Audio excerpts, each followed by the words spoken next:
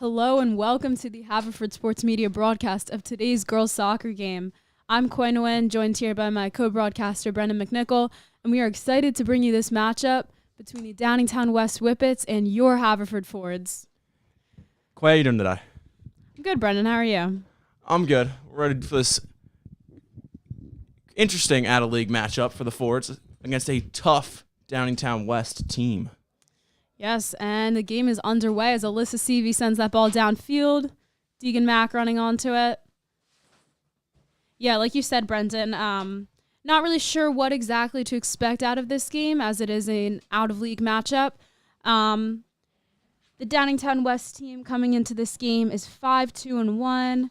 Haverford Fords are 4-4-2.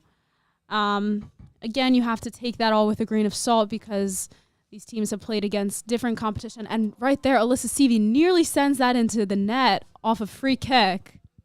Yeah, Alyssa Seavey's a big leg for this team. Really has a rocket of a leg on her, and she's big on this defense, clearing the ball a lot for the Fords. But now Downingtown West sending it the other way, all the way back to Haverford's back line. We see Brady Carlin, freshman Brady Carlin, starting at right back today. That's usually Maddie Gillespie's starting position, but Gillespie is out today, so Brady Carlin will step in and take her place. This is not Carlin's first start of the season. She did start earlier for Gillespie when Gillespie is out with a rib injury. She's definitely done a great job stepping up to a big role as an underclassman.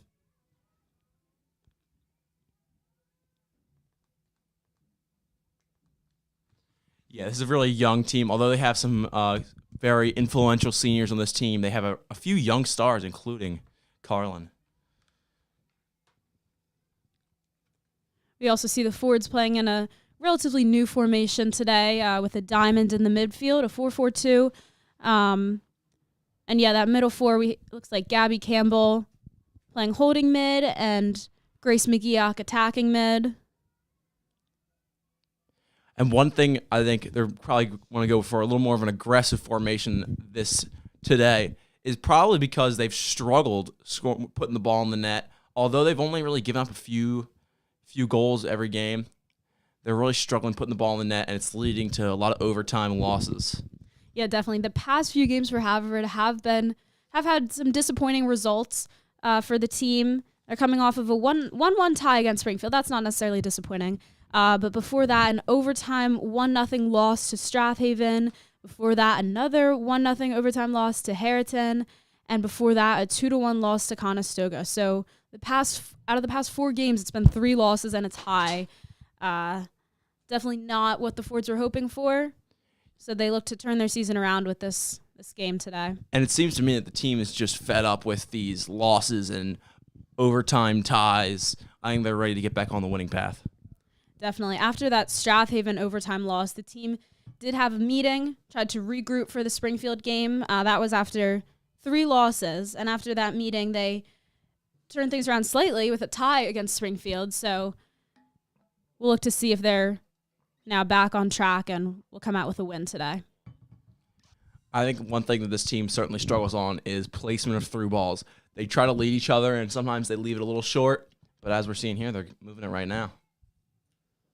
Yeah, there Deegan Mack tries to cross it to Nora Burns, but that ends up with the Whippets.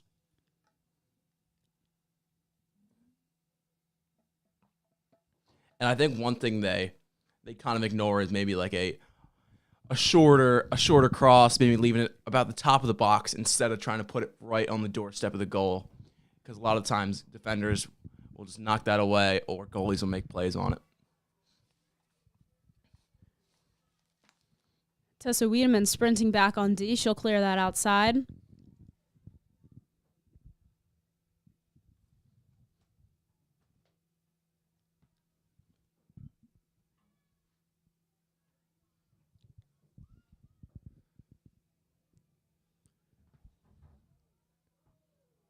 Great cross there by number 3 for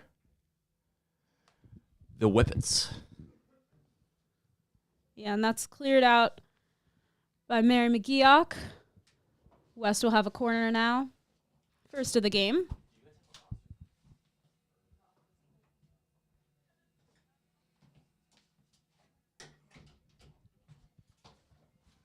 Great ball by Downingtown, but that will go over all players. Chased down by Tessa Wiedemann. She seems to be everywhere today. She was just on this side of the field. Now she sends it up to Deegan Mack. Yeah, their forwards are not afraid to get back and play some defense and get involved and try to make plays.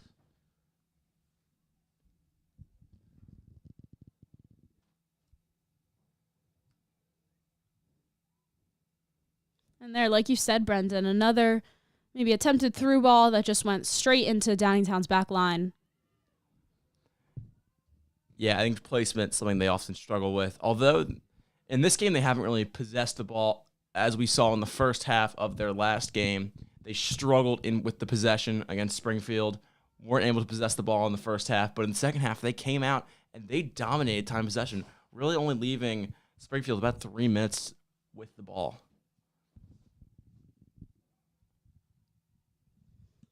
Header by Lucy Quinn there. Lucy Quinn, the sophomore, is still coming off of an injury, a knee injury sustained early in this season. She might still have limited playing time. We'll have to see how that plays out, how Coach Jackson decides to handle that. But she's done a great job coming back stronger than ever. Yeah, this Ford's soccer team has had a lot of injuries between both in the girls and boys. Really, Haverford's been being plagued by injuries so far this season. Definitely. At this point for the girls team, most of the injured players are back, such as Lucy Quinn. But yeah, definitely was a struggle at the beginning of the season, having less people than expected. Yeah, it always alters your game plan. You feel like you're not your best self. Downingtown West sends the ball downfield. That's Alyssa Seavey, center back and captain, chasing it down.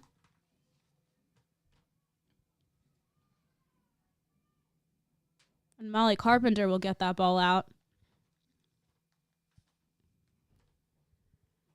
We talk about how strong this Haverford back line is. I mean, it's slightly different today with Brady Carlin and instead of Maddie Gillespie. But still, Carlin or Gillespie, Alyssa Seavey, Molly Carpenter, and Mary McGeoch. They're just so solid as a unit. And that really contributes to Haverford's dominance. Yeah, none of them are afraid to go make a play on the ball and clear it away at any time.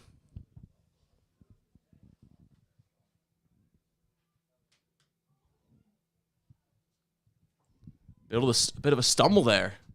Will stagnate the Downingtown West offense, but give Haverford a goal kick. Yeah, great defense by Tessa Wiedemann forces Ella Jerome to leave the ball out of bounds.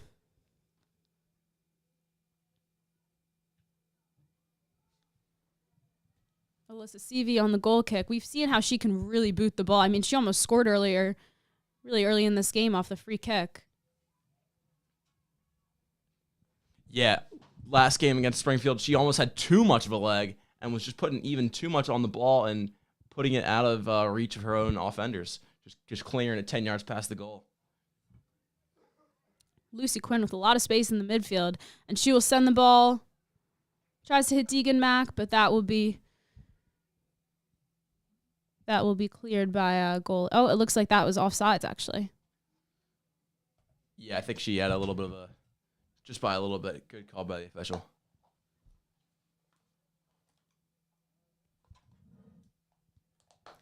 Eight and a half minutes into this game. Seems to be pretty even so far, Brendan. I mean, the ball's pretty much on both halves of the field equally, I would say. Yeah, it's a little bit of kick and run going on right now. Nobody's really maintaining possession or setting up any real offense so far. Yeah, I guess it's too early to say if one team is clearly dominating over the other.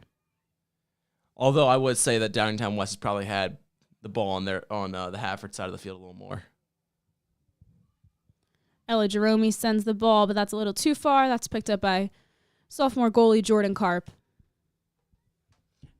And as we were talking about injuries, backup goalie for the Fords, Jordan Karp, originally coming into the season, I believe was a backup goalie, but when the starter got hurt, she had to take the reins, and we've seen that starter return to health, but still Karp remains in net. Yeah, Bella Budson sustained a knee injury early on in the season, like Lucy Quinn. She was out for many games, just was cleared to play for the first time this past Thursday against Springfield. But Jordan Karp has been doing an amazing job in goal, so Budson will have to earn her way back up. Good job by Tessa Wiedemann winning that 50-50 ball. Just like that, it's turned back over. This Downingtown West back line seems to be very strong, like the Haverford back line. Yeah, not really allowing any balls into inside their own 30, really.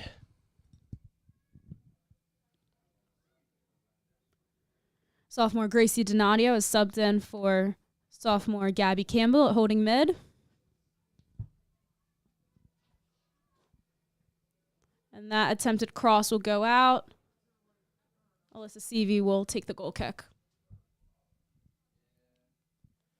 Yeah, and I think Haverford just needs to slow down a little bit, work it a little more on the sides, and try to get some crosses going. They're not terrible at the crosses, but a lot of their goals have been caused by that. But oftentimes they misfire. Yeah, and when you're talking about possession, I mean, the Fords definitely can work as a team, can move the ball around, and there Molly Carpenter sends Deegan Mack. The Fords definitely can retain possession, make multiple good passes. It seems like they've just been maybe a little off their mojo recently with 3 losses and a tie, but they definitely can turn things around with this game. Yeah, we saw a lot of that offensive pressure. Whenever they really go aggressive on the offensive end, I think that helps them a lot because their back line is able to keep any balls from being brought up by the Whippets if they get the ball back. So sometimes they'll just go full court press and just go hard and try to keep it in their own offensive zone.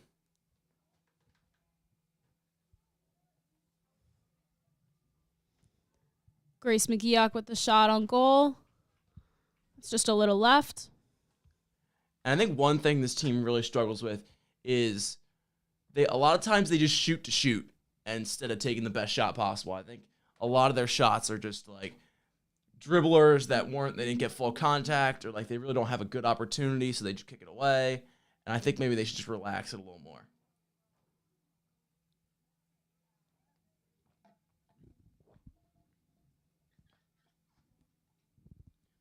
Good opportunity here for the Fords as they're driving. Mary McGeoch tries to send it to her twin sister, Grace McGeoch. A lot of Downingtown defenders there, and that ball is cleared.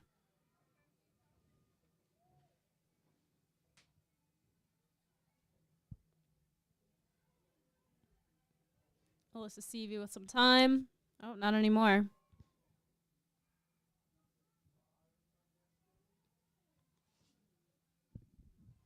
Yeah, Seavey just could not find Lucy Quinn there, who was really wide open.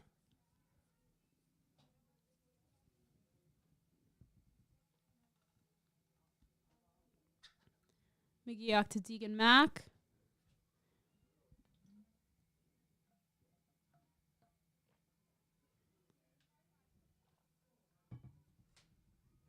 And Ella Jerome tries to send another long ball, but that's stopped by Molly Carpenter. Yeah, Molly Carpenter's a real force in the middle of the field, batting any balls away. Yeah, Carpenter, a multi-sport athlete, a three-season athlete with basketball and track and field. She's also a captain of this Ford soccer team. Yeah, and you see the basketball player in her getting up sometimes and heading the ball away and clearing it away and not allowing anything near her own goal. Definitely. She knows how to be physical. And Brady Carlin plays, that's Nora Burns. This is a good opportunity for the Fords as they get a throw in here.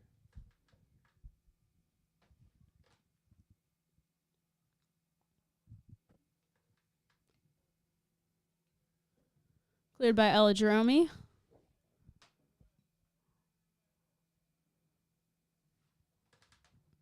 Carlin to Lucy Quinn. But that header's just misplaced, and that will be Downingtown ball.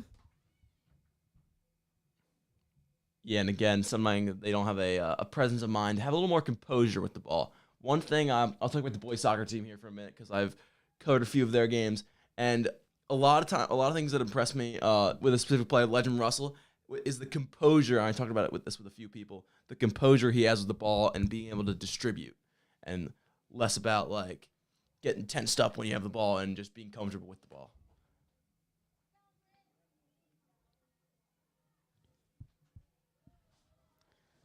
Alyssa Seavey chasing that ball down. She'll clear it outside. That was a great ball by defender Ava Brady for the Whippets.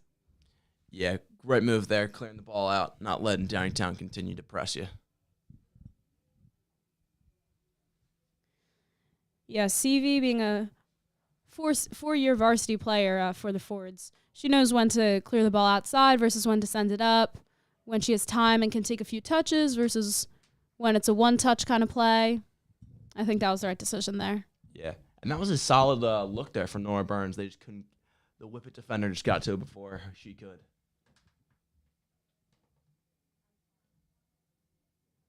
Yeah, I think this Downingtown back line is really fast. I mean, they seem to be beating the Haverford attackers on almost every ball.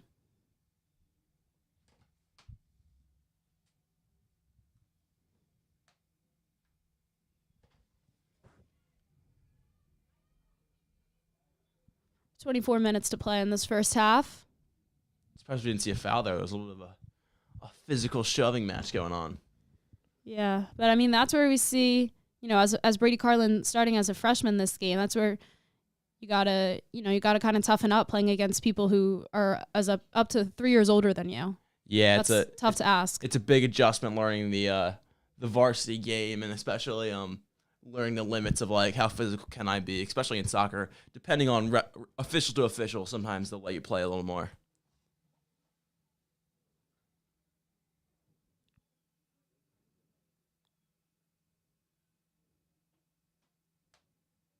Seems like that was a late whistle. Must have gone out of bounds off Downingtown.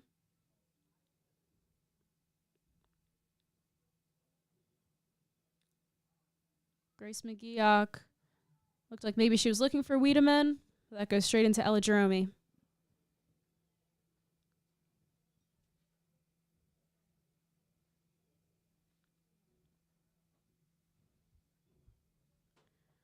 Another goal kick for CV. Let's see what the Fords can do here with us. Yeah, I think they're probably going. A lot of times, this Ford's women's soccer team likes to just clear it as far as possible. I think that's maybe not the greatest decision, but they're getting a little bit of an opportunity here. Yeah, as Grace McGeoch plays Deegan Mack.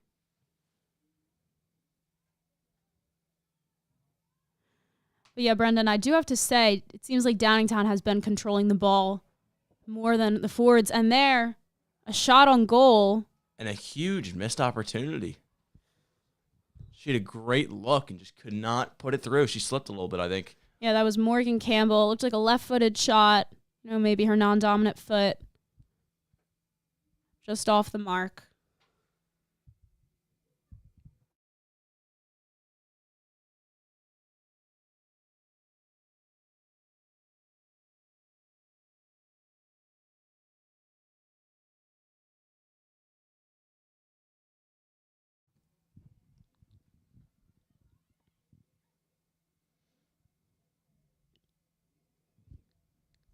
And here again, Downingtown controlling the ball.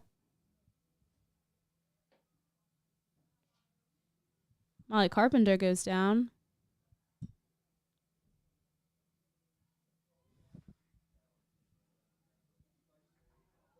Jordan Karp calls everyone off. She bobbled that a little.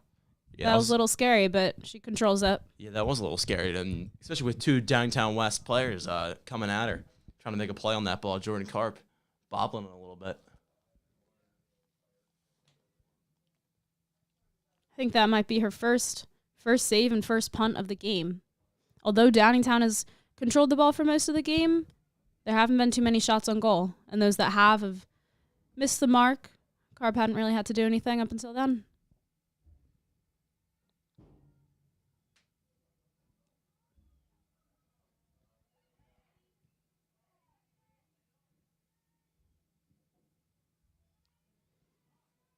Ella Jerome, the left back for the Whippets, really seems to be everywhere.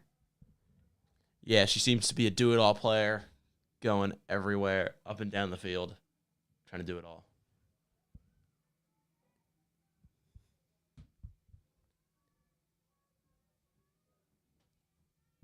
Lily Picciarella tried to send her attackers. As that pump by Jordan Karp is a little off the mark, but Tessa Wiedemann keeps it in. And that should be forward's ball right there. We'll see a bit of a sub here. Nora Burns checks out, and so does Deegan Mack for number 15, Brooklyn Canner, sorry. Yeah, Brooklyn Cannon, another young player. She's a sophomore. As Quinn sends Becca Patterson. Little give and go with Cannon and Patterson. What can Patterson do here? And that ball is cleared. This could be a big opportunity here. I think it's a missed chance there by Becca Patterson. I think she should have maybe crossed it a little earlier instead of waiting as long as she did as the Downingtown West defender approached her. But nonetheless, big opportunity here for the forwards. Yeah. It looks like Patterson will take the corner. She does not usually take the corners for the forwards. Usually that would be Tessa Wiedemann. But she just checked in for Tessa Wiedemann, so I guess that is her role now. Mary McGeoch puts the ball back in play. And that's deflected by the goalie, Kylie Seckinger. Yeah, interesting play there by Seckinger. I'm surprised she didn't try to catch the ball. Instead, she kind of speared it with her fist. A little bizarre.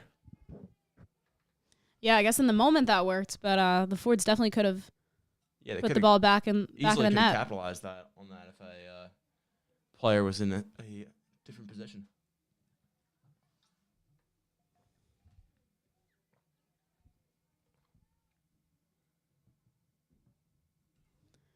Looks like junior Erin Lyman and freshman Lizzie Gondek are getting ready to check in.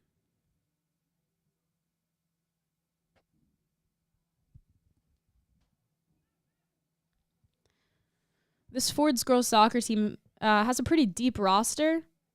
So we've seen a lot of substitutions so far. It's a pretty big bench.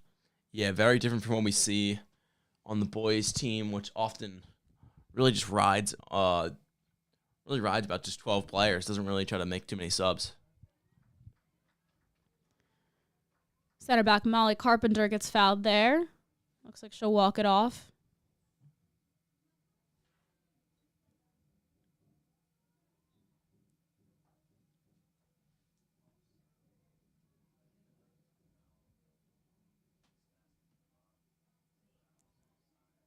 Alyssa Seavey to Tess Durfee, but that ball will go out of bounds.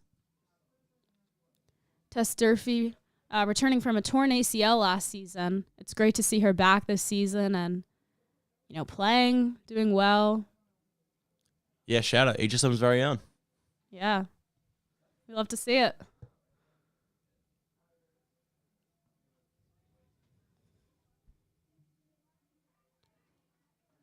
Brady Carlin pokes that out right into Ella Jerome in the middle.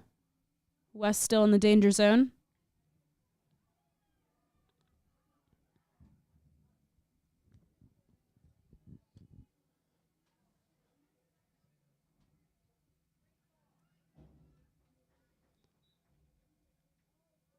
And the forwards will sub. It looks like Lizzie Gondek is going in for Gracie Donadio and holding mid.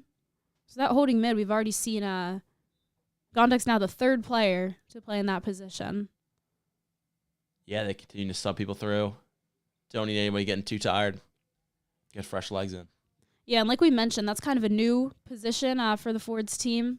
Usually when they play a 4-4-2, it had been a straight line across, but now they're changing it to a diamond. So it looks like Jackson's still kind of looking for the right player to fill that role. Yeah, a lot of times when coaches, they're on losing streaks, they like to shake things up and just keep trying new things to see what works and see what sticks.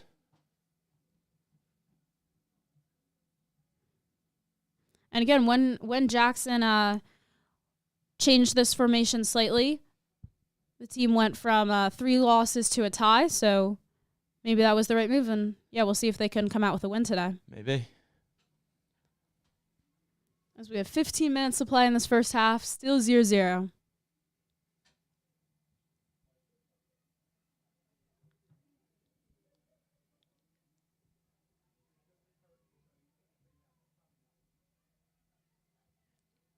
Good job by Cannon making a play on that.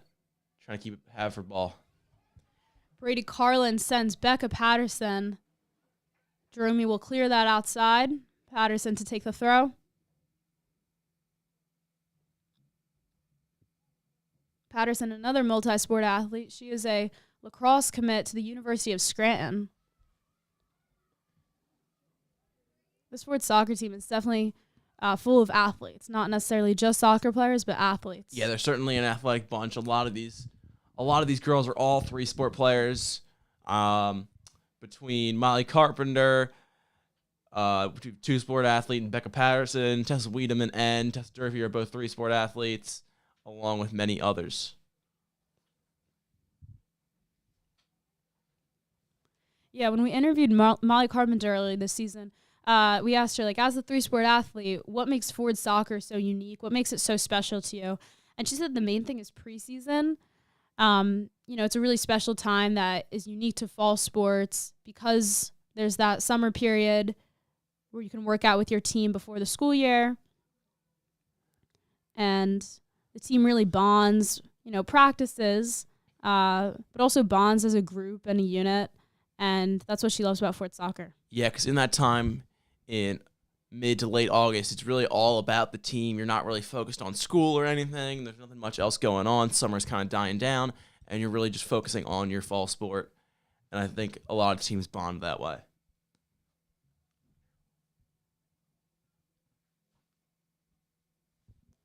Some substitutions here for Downingtown West.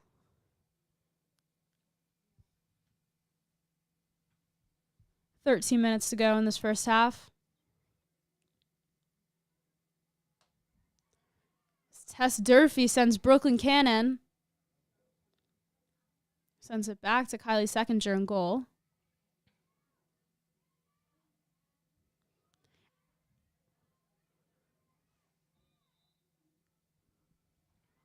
And that will be,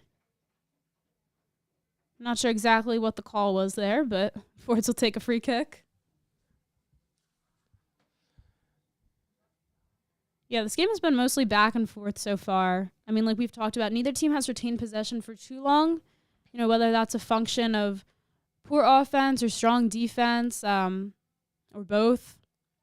That just seems to be the way things have been going for both teams thus far. Yeah, that was a big opportunity there for the Fords with that very close to midfield free kick, especially since Alyssa Seavey's got a boot on her, so she's shutting that down. Hopefully sets up the Fords with a good opportunity here.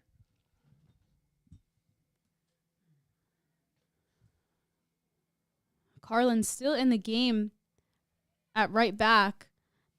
Coach Jackson usually doesn't like to alter that back line too much. So I guess it's not surprising that she is not subbed out yet. But still, that's really great to see for such a young player playing this first 30 minutes of the game.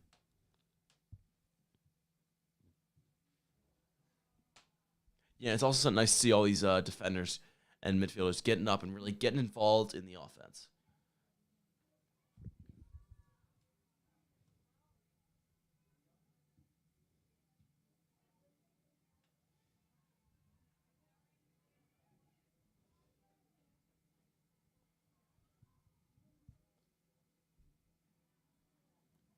Downingtown West controlling possession. Tess Durfee chases that one down and forces it out of bounds. Great hustle by Durfee.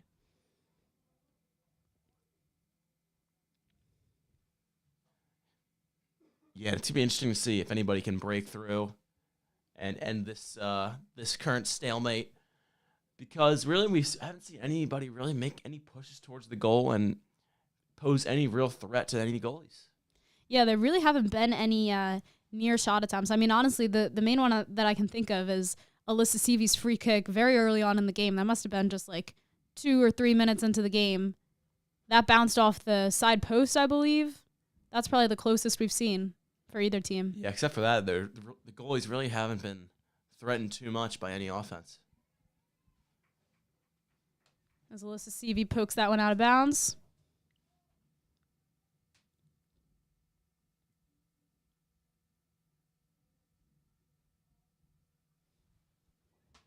If threatened, I mean, we know both of these goalies are strong. Jordan Karp, as we've said, has been doing an amazing job stepping up for the Fords off Bella Budson's injury. And Kylie Seckinger for the Whippets. She is a senior and a captain for the team. So Both proven players. Yeah, it'll be interesting to see if we get some closer shot attempts, what these goalies can do. Lizzie Gondek plays Patterson on the right wing. Cleared by Ella Jerome.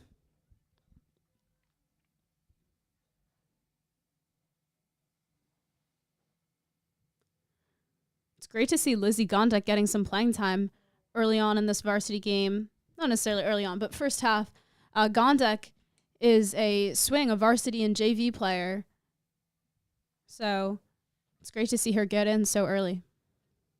Yeah, it's always an interesting spot when you're swinging and playing JV games and trying to be like the star or whatever, and then having to play, getting a few varsity minutes and having to make the best of it.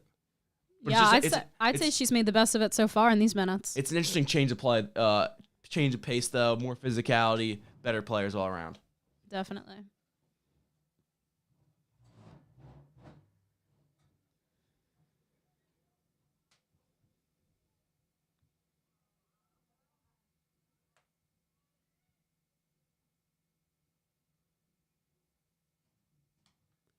Grace McGeoch to Brooklyn Cannon. Aaron Lyman will send Tess Durfee, but... Yeah, I think Tess Durfee was offsides there. Yeah, just a step.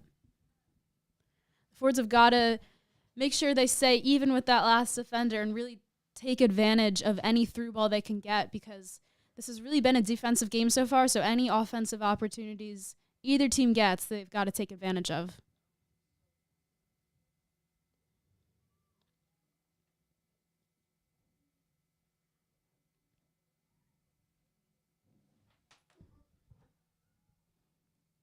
Molly Carpenter looks like she'll shield that. And she'll let Alyssa Seavey take the goal kick. Great decision by Carpenter.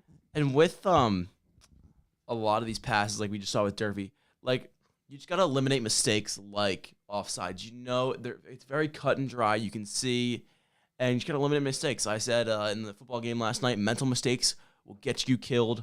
Coach Doc told me, not our Coach Doc, a different Coach Doc. Mental mistakes will get you killed. And we see that right now.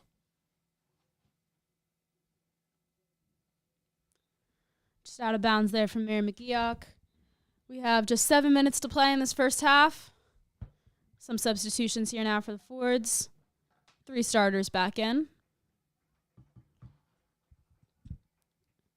With these substitutions, putting starters back in for forward and midfield, it looks like maybe Coach Jackson's trying to see if he can get a goal here in these last few minutes of the half. Yeah, I think he probably wants to make a little bit of a push here, get some offensive talent back in, and hopefully put one in the back of the net.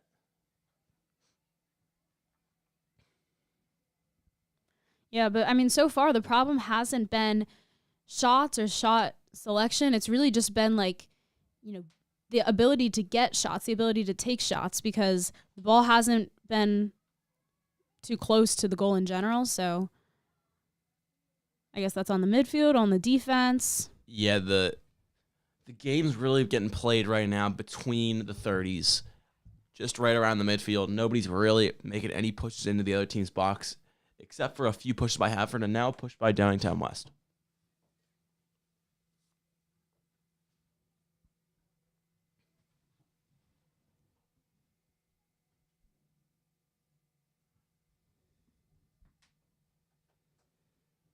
That ball will go over the net. Another goal kick.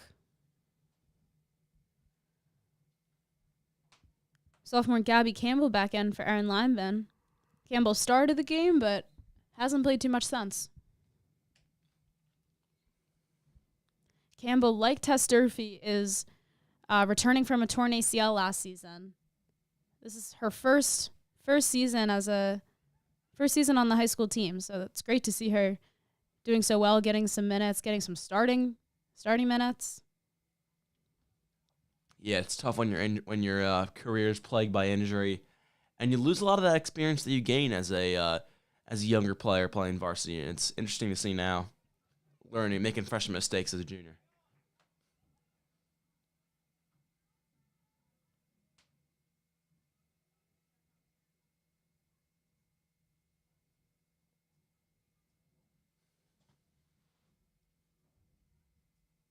Molly Carpenter looks like maybe she took a second too late. Maybe could have one-touched that. She does there.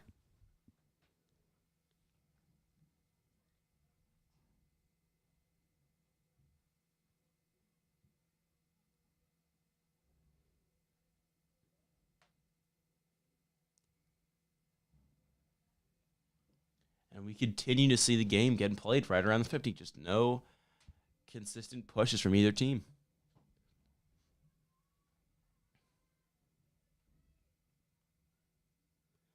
Four minutes to go in this half. Samir McGeoch tries to stop the ball there. Downingtown West now with the shot attempt. And that is good.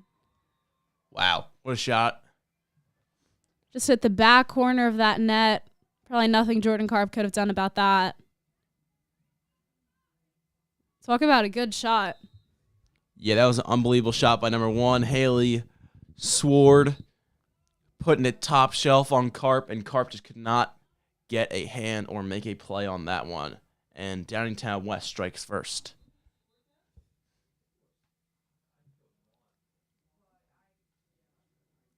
Yeah, with just 3 minutes to go in this half, that'll definitely help Downingtown West carry the momentum into halftime. The Fords probably did not want to go into halftime being down 1-0, but there's still 3 minutes in the half. They'll see what they can come up with in these last few minutes. And I think we might see again what we saw in that Springfield game. The other team strikes first, and the Fords got to dig themselves out of a hole maybe. And God only knows this team just would not want to see another overtime. Definitely. The Fords have played too many extra minutes in these past few games. So we have some hold up here on the field. It's unclear what exactly the issue is. I think it's something to do with the game clock. I think they're adjusting it a little bit. Maybe a scoreboard issue. It looks like the goal was given to the Fords instead of the Whippets on the scoreboard, but the game is underway again. And just like that, another whistle. I think these girls just want to finish up the half and head into halftime.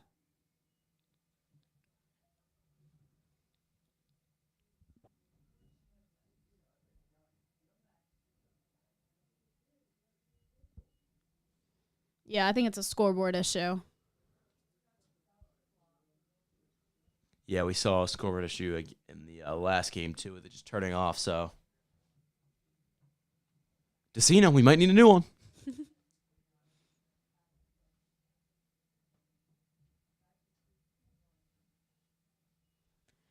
So the Fords are going to have to work a little extra harder now to, like you said, Brendan, dig themselves out of this hole now.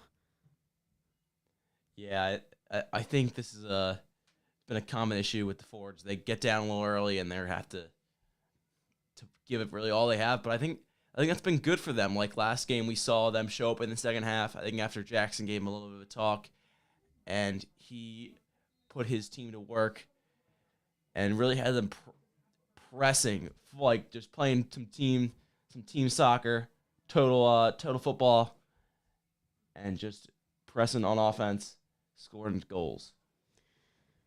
Yeah, coming back from a deficit is definitely not something the Fords have never had to do before.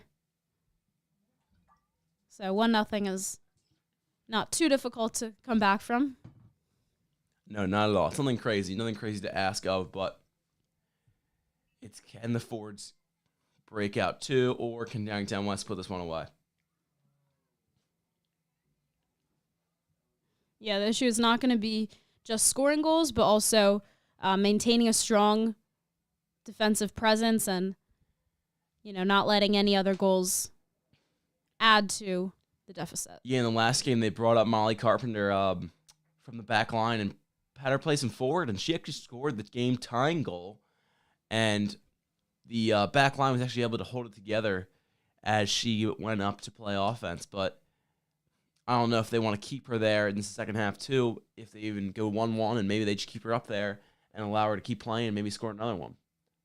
Yeah, and a fun fact about Carpenter is during her first 2 years of high school, she actually played forward. It wasn't until last year that she switched to the back line where she played center back and still is now. And a shot on goal there by, was that Tess Durfee? I believe it was.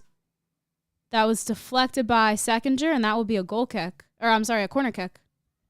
Yeah, good luck there. I'm sorry, that was Nora Burns, not Tess Durfee. Good luck there, and they're going to have another opportunity here for the forward, Tessa Wiedemann, with the corner kick. Just under 2 minutes to play in this half. Great ball by Tessa Wiedemann. That's deflected by Seckinger. That's the second time we've seen her do that. Mary McGeoch puts the ball back in play, and Seckinger will catch that one.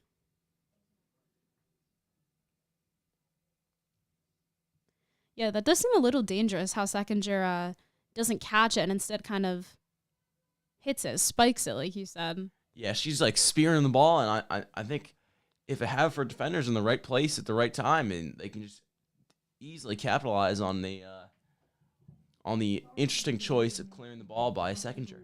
Yeah, it allowed Mary McGeoch an extra opportunity there, but it was no good.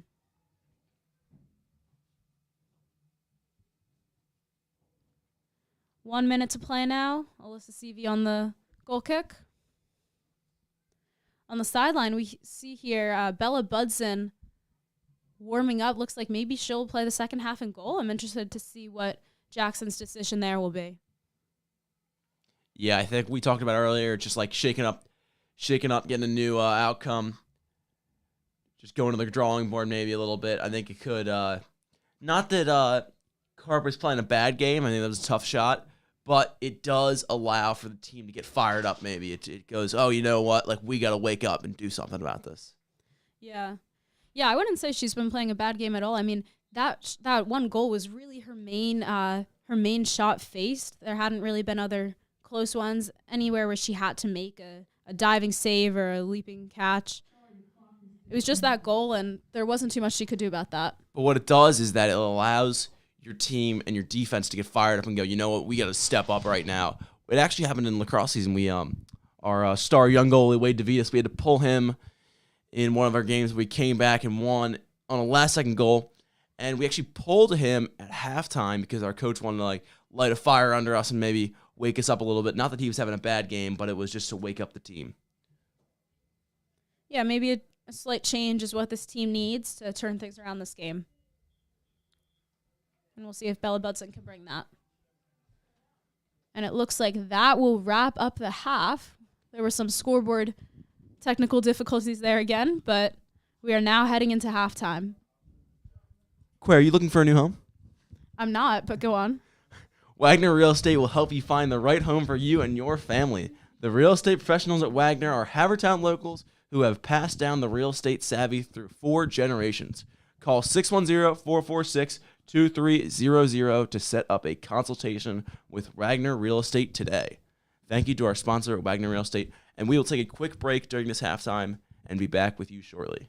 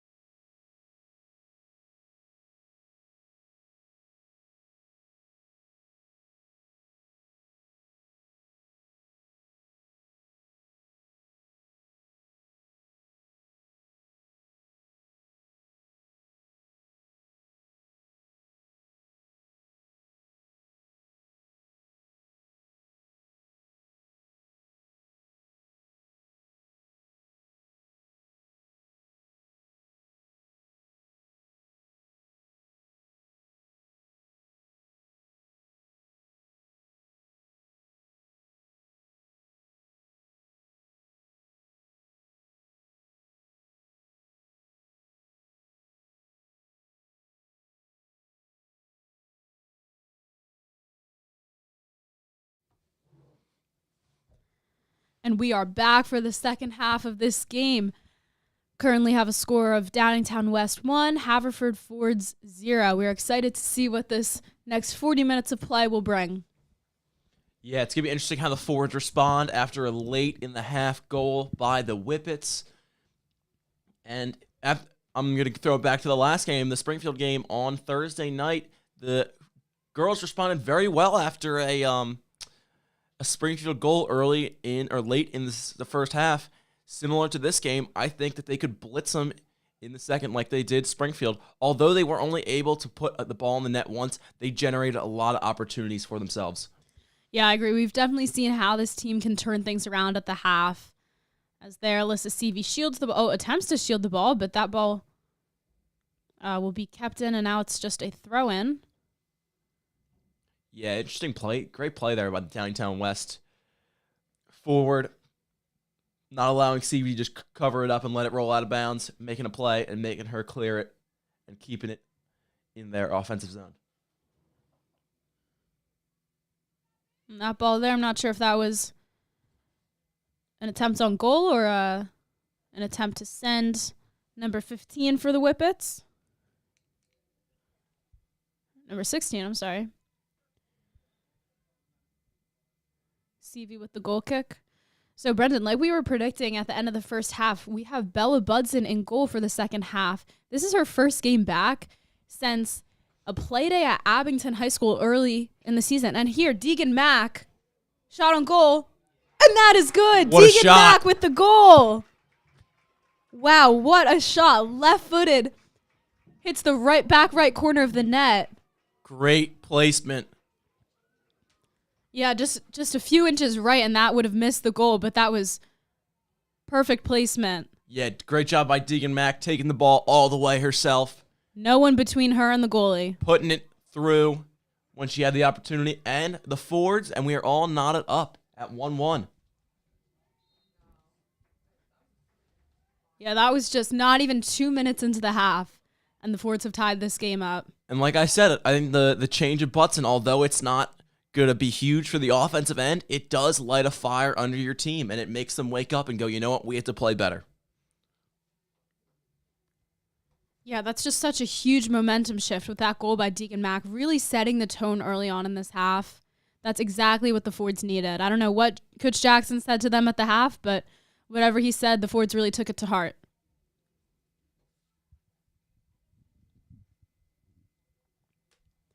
Deegan Mack, a senior and a captain for this team. Definitely stepping up when her team needs it the most. Yeah, huge play by her. Taking it all the way herself. And a lot of players, one-on-one with the goalie, would mess up. They think about it a little too much. They think about, where am I going to put this ball? And she just placed it perfectly, didn't think about it too much, and finished and got her team a goal to tie themselves up. Yeah, some coaches say those goals where those shots where it's just you and the goalie, sometimes those are the hardest to make because it's so mental. But she stayed focused, stayed locked in, and yeah, just perfectly placed that ball. And with her non-dominant foot. Yeah, you feel like whenever you're one-on-one with the goalie in any sport, or one-on-one with the net, maybe you're basketball, you got a breakaway, nothing, you're one-on-one with something with the goal, and you just Scott Norwood it, man. You're just like, shank it right, Buffalo Bills, 4 Super Bowls straight loss. I don't know. Interesting comparison there, but yeah, definitely. Scott Norwood, he missed field goals for the Buffalo Bills in the Super Bowl. Definitely, that's where the mental toughness comes in.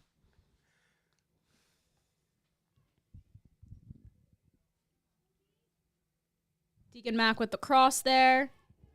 That will be cleared. Yeah, it was a great clear and a good opportunity there. Great cross by Mack. Yeah, even after that goal, the Fords are still coming out stronger than they had in the first half. They're not letting up at that tying goal. Yeah, they've already generated, the goal and another good opportunity, much more than we saw in that first half from the Fords. And in comparison, the Whippets have not really challenged Bella Budson yet. So yeah, going back to Budson, she had not played since a preseason play day at Abington High School where she went down with a knee injury. She sat every game since, and that must have been in August. That must have been over a month ago. That was, yeah. It's been a while.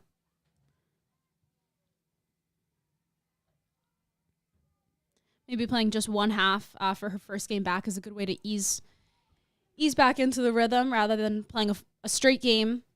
Although it's not like she's getting thrown into the game when it's 6-0 and she's got nothing to lose. There's a lot on the line right now for the Fords, and she's in a high-pressure situation. Definitely.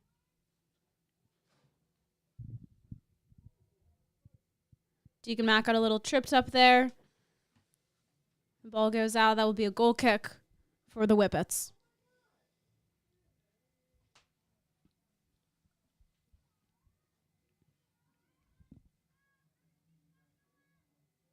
Shout out to Chris Wentz.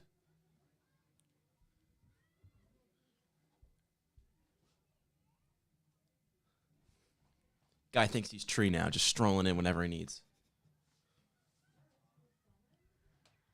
Molly Carpenter stepping up there, but looks like that might have bounced up and hit her elbow. That's called for the handball.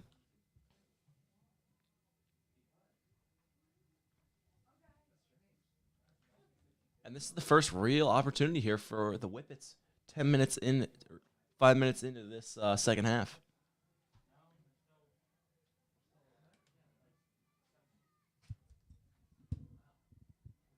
Header by Alyssa Seavey there. Again, that back line for the Fords staying strong, not really letting anything penetrate it. There we see the first shot faced by Bella Budson. And she scoops that up.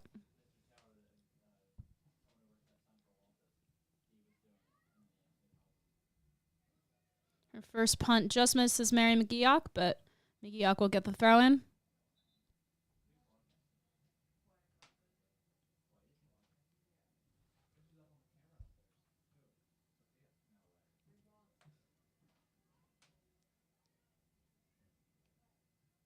And the Fords continue to press Downingtown West, not really letting them in to their offensive zone. Nora Burns here on the left wing. She'll pull it back. She waits to cross it in. And she found Grace McGeoch, but McGeoch could not get a good touch on it.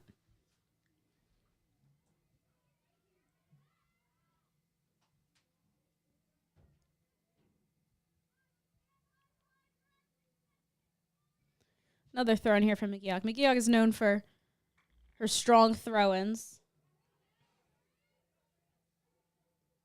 As her sister Grace there gets a little tangled up with the ball, but she finds Lucy Quinn.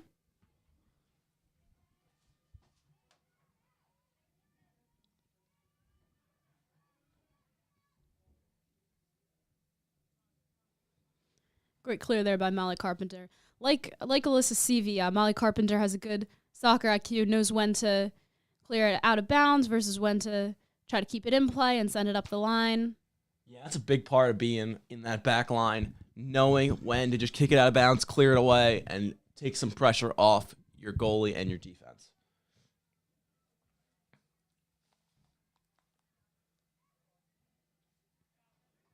Bit of a collision there might help out Haverford with a little bit of a push. Yeah, Lucy Quinn, she really knows how to be physical. And like we said, she injured her knee earlier this season, but she gets injured because she's physical and she knows how to put herself out there and leave everything on the field.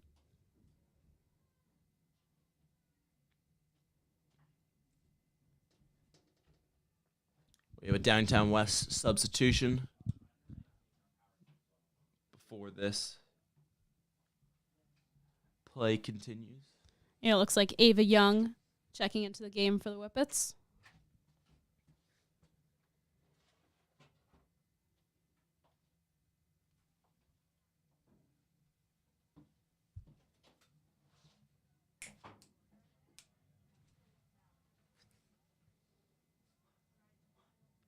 Brady Carlin's still in the game for the Fords. Coach Jackson has not yet altered that back line. Again, he likes to keep them working together as a unit. But still, if Brady Carlin plays the full game on varsity as a freshman, that's really an impressive feat. Yeah, especially at this level, you don't really see very many players play entire games with the ability of substitutions being unlimited, unlike obviously higher up ranks where you have more limited substitutions. Mary McGeoch there sends Deacon Mack up the left wing. Gets the ball back.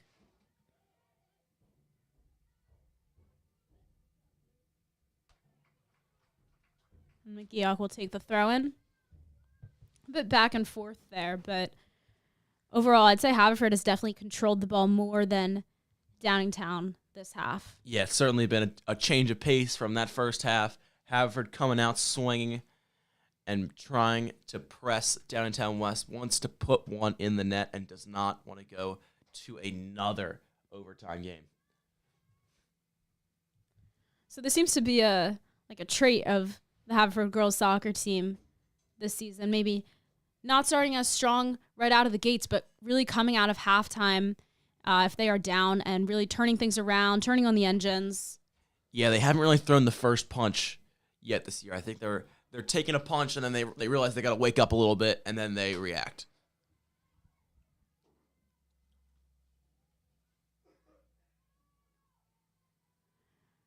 Downingtown with the ball now, looking to push things downfield.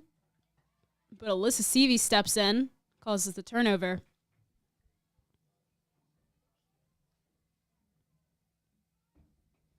Little scissors move there by Ella Jerome, and she gets past Mary McGeoch. Great handles by Jerome. And there, a shot on goal. Just a missed opportunity from the Whippets. Ella Jerome showing off some of that talent with the ball handling skills. Yeah, great footwork, and she sends a great ball, but not the best shot. Scooped up there by Bella Budson, doing a great job in net so far for her first game back.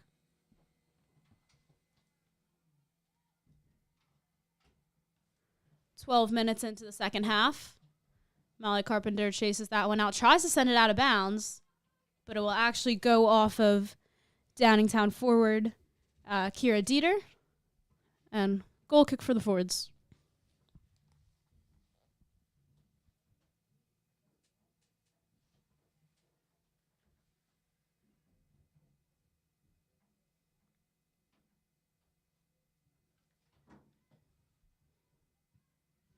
Alyssa Seavey has such a strong leg, but the midfield and forwards have got to be there for her kick. And there, wow, near goal there for the Whippets. That was a great ball, and I believe that was Cece Shearer with the shot that just missed the right post. Good job by Budson, though. Really forcing her to tense up a little bit and force him right. I don't think the Downingtown West offensive player was ready to chip that over Budson. They were really trying to have a line drive kick and obviously put it right. Yeah, it looks like there was an offsides call before that, so the shot attempt didn't even matter.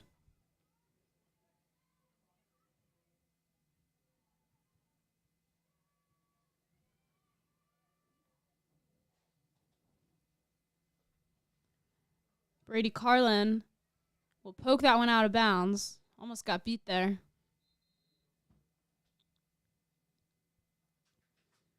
And another substitution for that new holding mid position. Gracie Donadio will again sub in for Gabby Campbell.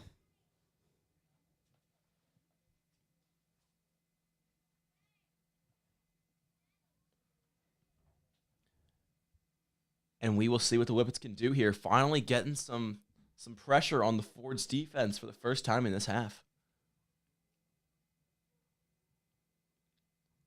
Donadio tries to send Deacon Mack, but Ella Jerome is there again.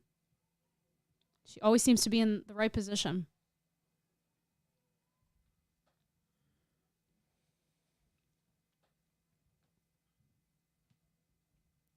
Carlin on the throw-in.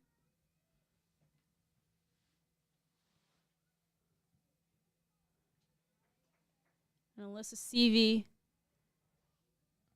Again, Jerome clears that one. Ella Drummond really doing it all for this team. Distributing down on the offensive end and making clears down on the defensive end. Like she's a center back. But Interesting. Really a do-it-all player for the Whippets.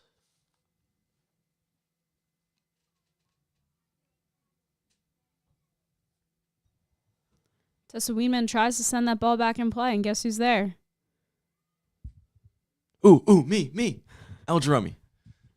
Good job, Brendan.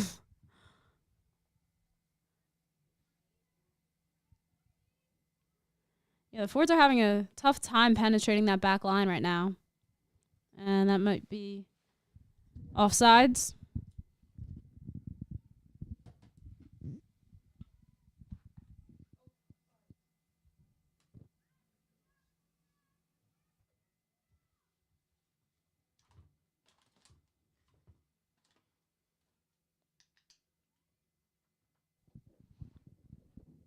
Jerome on the free kick. The Whippets could not keep that one in.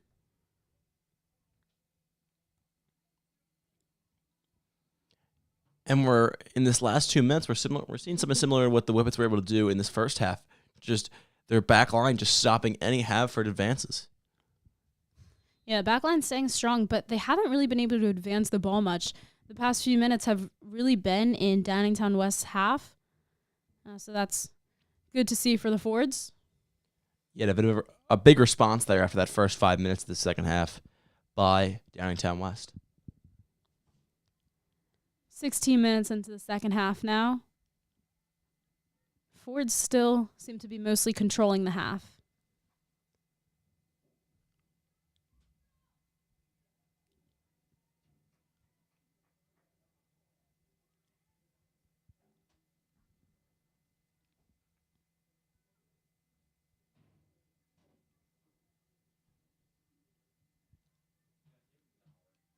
Whippets look to advance the ball here. But Alyssa Seavey steps up and denies any opportunity. Deegan Mack now vying for the ball. Mack trying to make a play, but it's cleared out by Downingtown West.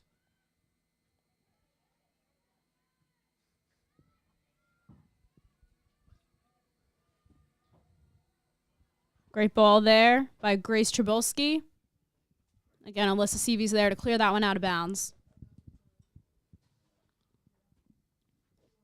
Seavey and Carpenter, the two center backs for the Fords, are such a strong unit, even within the overall backline unit. But Seavey and Carpenter, both longtime varsity players, both captains. Yeah, really both forces in the middle for Haverford. Not letting anything through.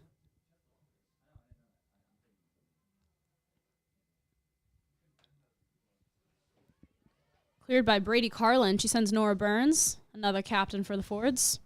I think the Fords here, you kind of got numbers. I think we should probably push it a little more.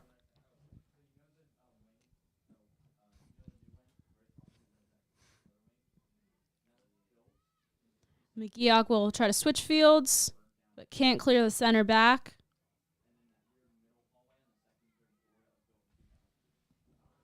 Donadio tries to play Deacon Mack, but a little too far. That'll be picked up by Kylie Seconder in goal.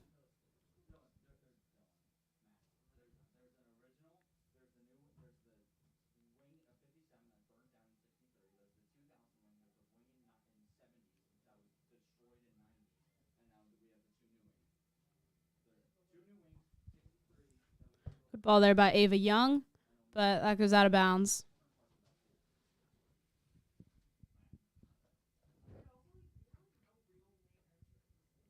And we're almost seeing it back to what we saw in that first half of just the game really getting played right around the midfield between the 30s. No real offensive pressure. Yeah, but I mean, right as you say that, well, so that is picked up by Kylie Seconder, but Deegan Mack almost, tried to send Nora Burns and Tessa Wiedemann there. Almost got a shot attempt, but Seconder was there.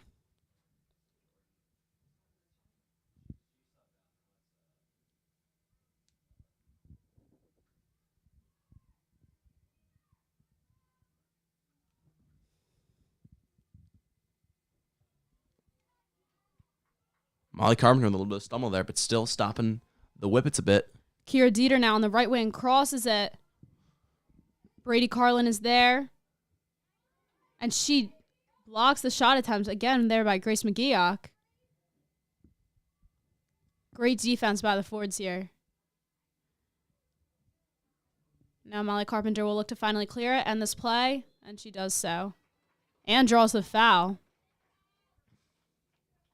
Great physicality by Carpenter. Yeah, she really just kept moving like a tank and draws the foul, and she'll get her team an opportunity for a little bit of a push here. Yeah, and when it's Alyssa Seavey taking your free kicks, I mean, every free kick is really an opportunity. As Seavey can really send the ball. Like that right there. There she sends Tessa Wiedemann. Oh, and that is deflected by Kylie Sechinger. What a save. What a by the save. Goalie. It was a tough ball for Wiedemann. It continued to bounce. There wasn't really consistency on the turf. It kept bouncing, and it was tough to make a play on it. And Wow. good job by Sechinger coming up and making a play. Yeah, Wiedemann would have had to volley that in. Looked like she was about to, but Sechinger just came out and swatted that away. But another opportunity now with Wiedemann taking the corner.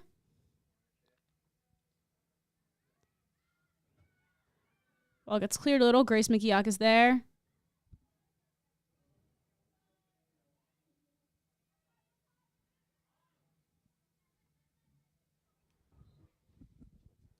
And Mary McGeoch just slips it out of bounds. A few substitutions here for the Fords, as we see Lizzie Gondek making another appearance as a freshman. Yeah, big for the freshman to get some more playing time. And I think Jackson wants to give his players a break so they can make one final push at the end of this half. Yeah, definitely. These have been mostly offensive substitutions. Again, he still has not touched that back line, which he likes to keep pretty consistent. And yeah, these forwards and midfielders have got to be tired after coming out so strong in the second half. Brooklyn Cannon, the lefty, nearly had a shot attempt there, but that was deflected. Yeah, it was a good look there for Cannon, but the Downingtown West defenders double-teamed her and were able to clear it away. Carpenter tried to play Durfee there on the left wing, but just a little too strong. Carpenter and Seavey with such strong kicks, they've got to know when to let up a little because they can really send it as far as they want.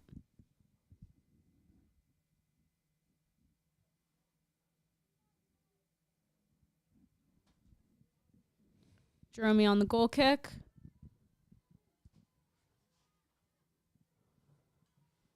And a through ball there, but Alyssa Seavey's there to deny any opportunity. Tess Durfee now on the left wing. She'll play Brooklyn Cannon, but Ella Jerome is there.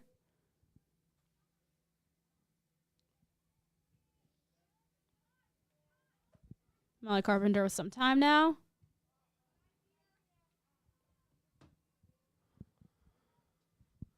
Bella Budson will step out of the box, send that back in play.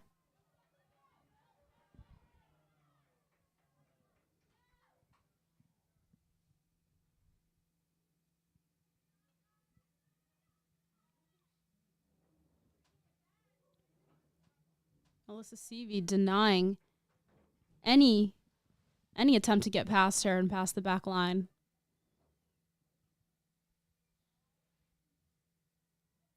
Oh, but there, shot on goal, and that looks like Bella Budson kind of caught that between her legs. Almost dribbled through, really. Yeah, that was a close one, but great stop by Budson. Yeah, she covered it up well, but it almost slipped through. It was close enough. Yeah, you always get scared whenever anything goes past Seavey or Carpenter. Then it's really just the ball and the goalie.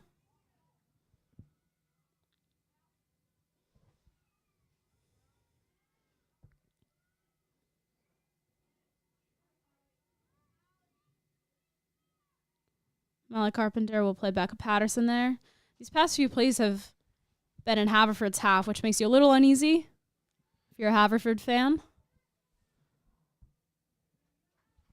But here the Fords look to push the ball back downfield again. Coach Jackson will sub Erin Lyman in for Lucy Quinn, who's played the whole half thus far. I think that was poor timing for a substitution right there because I think Haverford had a numbers advantage and they probably could have pushed it there and caught Downingtown West while they weren't ready. Yeah, I mean, sometimes it's good to take your time on a throw-in and get set. Other times it's good to have a quick throw-in. Maybe that was one of those times for a quick throw-in, but Lucy Quinn probably also needed a break.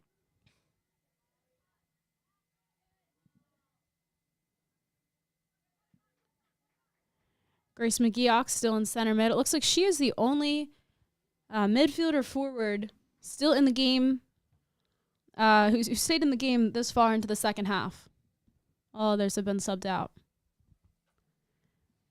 We have 15 minutes to go in the second half. Still 1-1. Yeah, and this Haverford team, I'm sure, this is a very good Downingtown West team, and I know this Haverford team does not want to go to another overtime.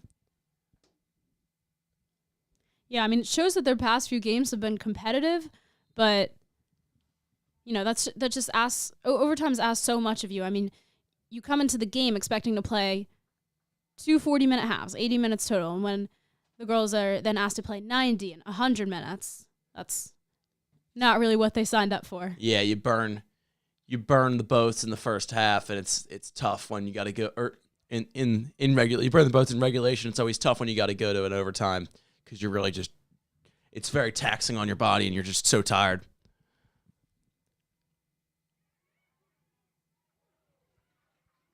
Tess Durfee being really aggressive on the left wing there.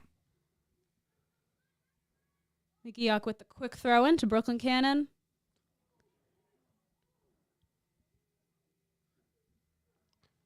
Good opportunity there. Just Cannon with a good pass, and Haverford will get another throw in here. Cleared there by Ella Jerome.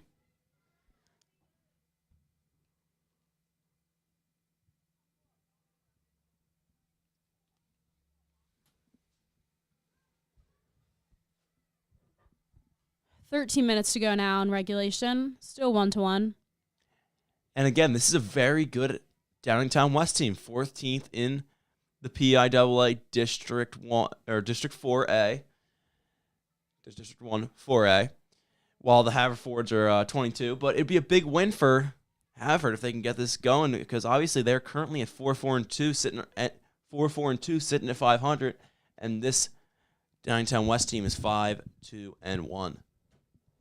Yeah, I mean, statistically, Downingtown is supposed to be the better team. So the fact that it's still tied 1-1 with 12 minutes to play is, you know, a success for Haverford. Yeah, big. That's a big win for the Fords, but they just, although it's good to be in this game right now. They still sigh at the fact that they might have to play another overtime if they don't get another one to go. Yeah, they're definitely not satisfied with just a 1-1 tie. They're looking for a win. It's been a little while. Shot on goal there. Bella Budson scoops that up.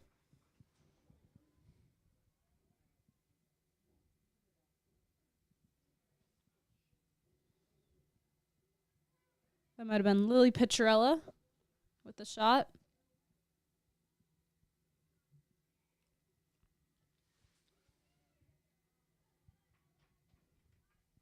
McGeoch tried to carry for a little, but Ella Jerome stepped up and stopped the ball.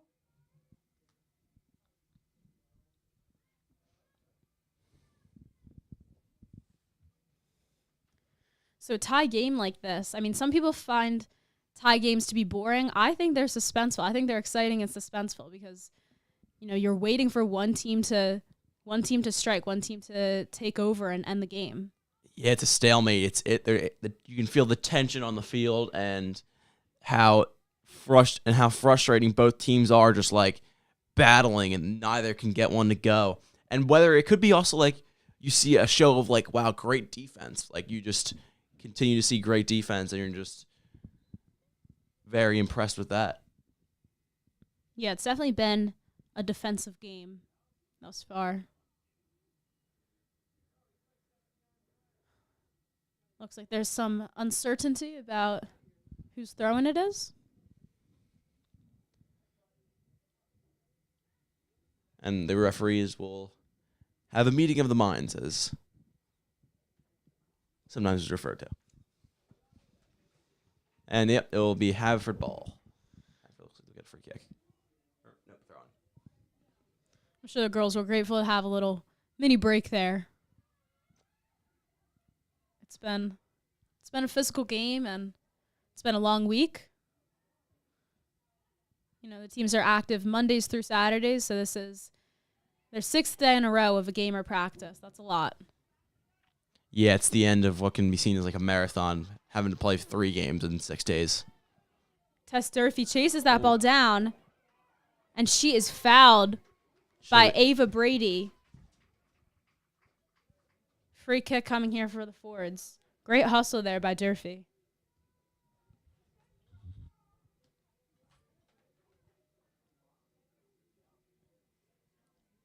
And okay, it looks like that was in the box. So this will be PK. This will be a PK taken by Tessa Wiedemann. This is huge.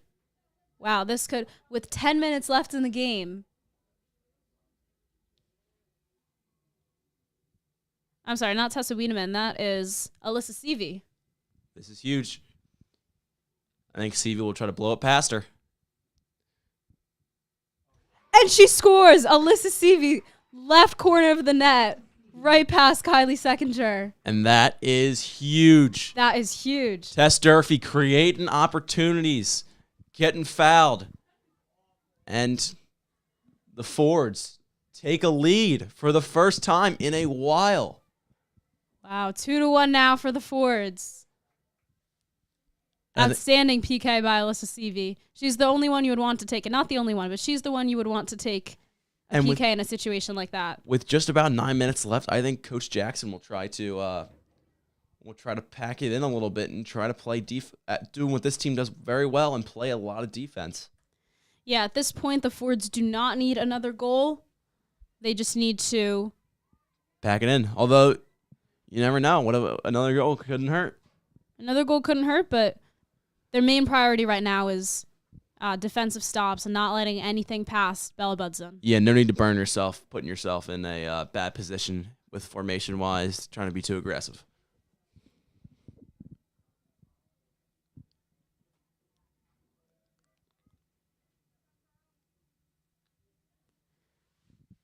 The second half has been huge for Haverford.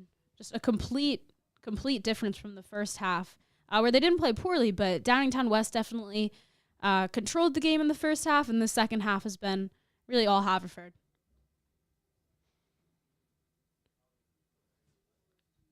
Yeah, it's interesting. And especially in that middle portion of this second half, we really saw Downingtown West struggle to make good plays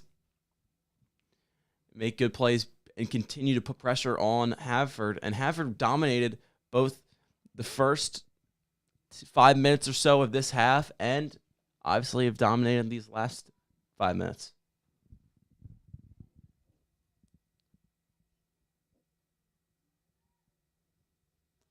Ball in Haverford's half of the field now. Downingtown looking to make a push. They now have to dig themselves out of a situation that Haverford faced at the end of the first half.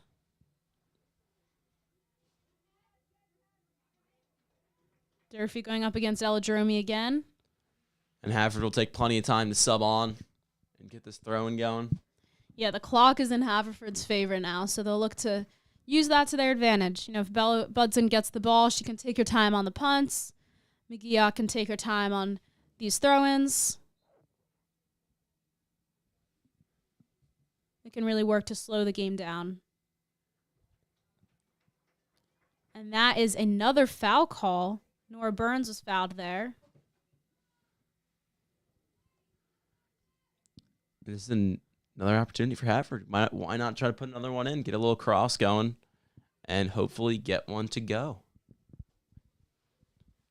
Yeah, Alyssa Seavey on the kick here. She'll take her time like we were just talking about. She plays Nora Burns. Burns with the cross, but that was a little too close to Seckinger, who will scoop that up. She'll take no time at all. Interesting Punching play. the ball downfield. Interesting play by the Forge there. I like the call slipping Nora Burns down into that left corner.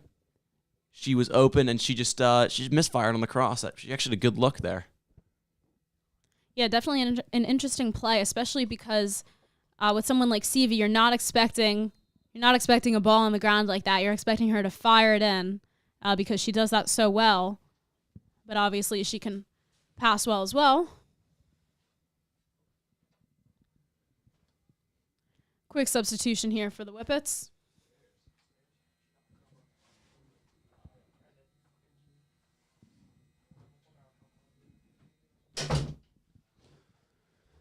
Now only 6 minutes to play in this game. Time is really ticking for Downingtown here. And now we will see freshman Colette Wagner check into the game. She will replace Erin Lyman. It does look like maybe a change in formation as Lyman was playing midfield and Colette Wagner seems to be ready to play defense. So maybe Jackson's going 5 in the back. Yeah, I'm sure he's trying to looking to pack it in and have his defense be a stone wall for these last 5 minutes. Yeah, the last thing Haverford needs is to let in a goal in these final 5 minutes and send the game into overtime.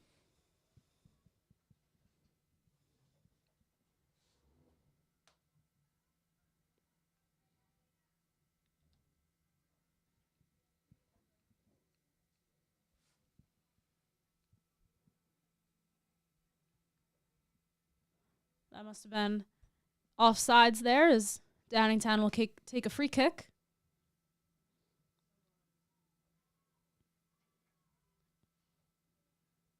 Carlin there to receive that. Carlin has played the full game.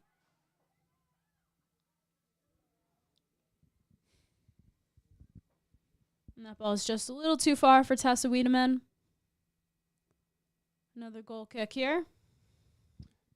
Downingtown wants to probably get a sub here, looking to get on very offensive and try to make one last push in this last 4.5 minutes to put one away and tie it up.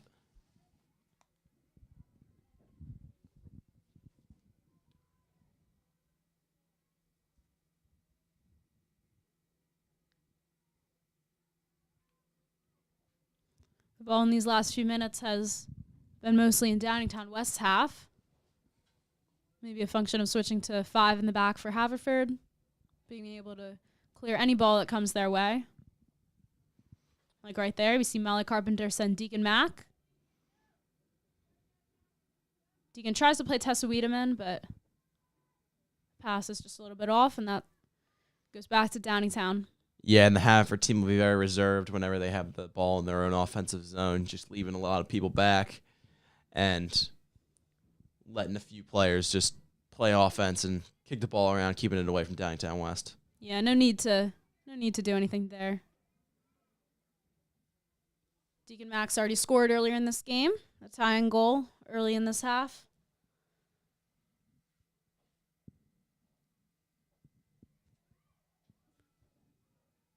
There, Grace McGeoch tries to play Wiedemann, but a little off.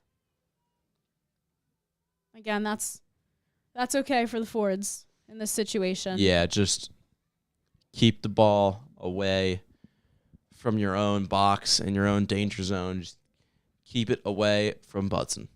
Yeah, they have a little bit of a cushion when they're in their offensive zone. On defense, no cushion. They don't want to let up, but in offense, it's okay if some of those through balls don't go their way. Just under 3 minutes to play here. Haverford leading 2-1.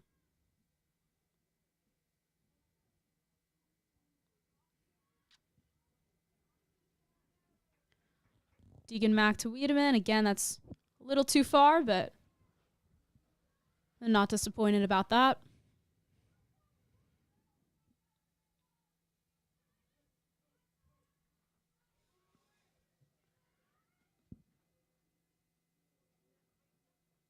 Quick goal kick here for the Whippets.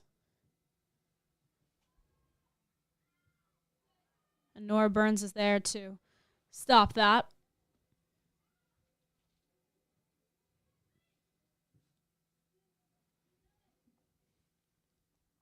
Yeah, these past few minutes, Downingtown really has not been able to get the ball past midfield. Yeah, Haverford's doing a great job pressing up as letting these forwards press up on the defense, not letting Downingtown West continue to put it into their offensive zone, keeping it away from Haverford's goalie and anywhere that could be not influential or beneficial to them. Yeah, and Downingtown's chance of tying this game up is really winding down as we have a minute and a half to play.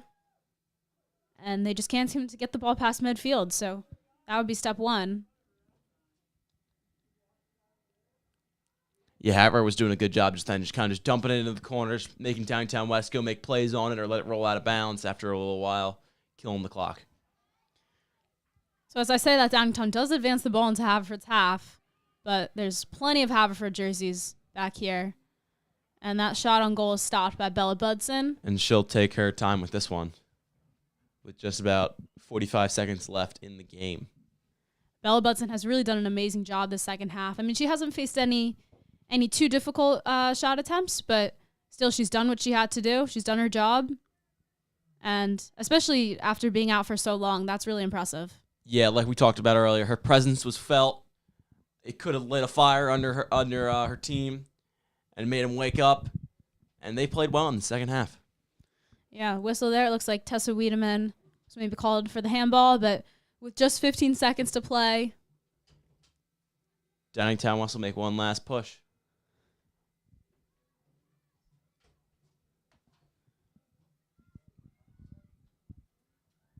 And it looks like that will just about do it. As that is game, and the Haverford Fords win 2-1 over the Downingtown West Whippets. That is a big win for the Fords. After a streak of 3 losses and 1 tie, they finally get back on the winning path. Huge morale boost for the team. Yeah, they advance. Huge. They'll advance above 500 to 5-4-2. And Downingtown West will drop to 5-3-1. 2 very good teams. But Haverford finally breaking from their bad timing. Yeah, and we talked about how statistically Downingtown West is ranked above Haverford, significantly above Haverford in the PIAA District 1 4A standings. I believe Downingtown was ranked 14th and Haverford 22nd.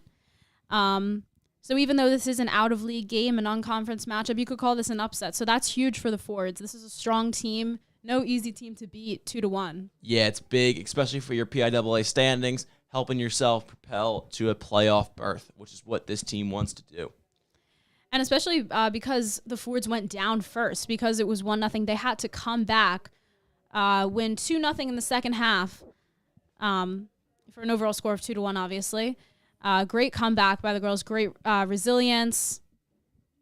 And, yeah, we talked about striking back in the second half. Yeah, and we'd seen them, after going down 1, we'd seen them come back to tie, but never actually pull out a win in these past few games, so it's good to see for the Fords.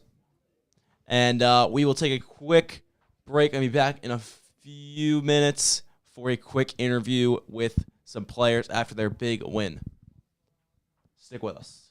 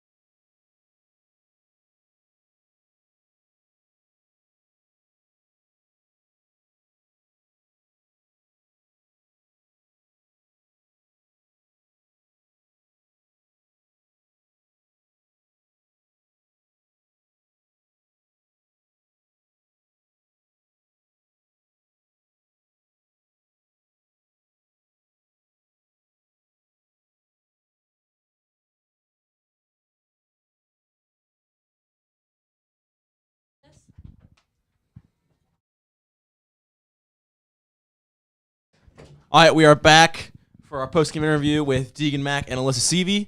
How does it feel to get back on the winning path? It feels amazing. We've really put in the work for this win. It's time for us. We've just played. We went out hard and we wanted to get the win, and we did. Yeah, we've had a lot of ties in the past few weeks, and what we really needed just to boost our confidence was a good, well-played win. Yeah, it was tough to see you guys go down early and then finally get back because we saw so many ties this year in the past few games, especially like going to overtime and stuff, and you didn't want to go back to overtime. What's going through your mind when you're going towards the goal, one-on-one with the goalie, and you hit that shot? Well, personally, I feel like it's been a long time coming for us as a team. We've scored a lot off of set pieces, and I think just to get the game going, we needed to obviously finish something, and what's going through my head is just I got to make the shot, and it's just like calmness and staying focused and determining where I want to place the ball. And it was a big team moment because we've just been wanting to break that gate, so Deegan doing it for us was just great, and everyone was so happy. And then what was the penalty kick like? A lot of pressure in both of those goals, but specifically the penalty kick to go up. Oh, it was very nerve-wracking. I didn't think I was going to go up, and as soon as I went up there, I just had to pick out a spot and go for it. Strategy was top left the whole time? It kind of alternated in my mind as I was going up, but decided with that shot. All right, anything left to say? No. Just go HHSGS. Go HSGS. Hiya. All right. Roll forwards. Thank you, everybody, for watching.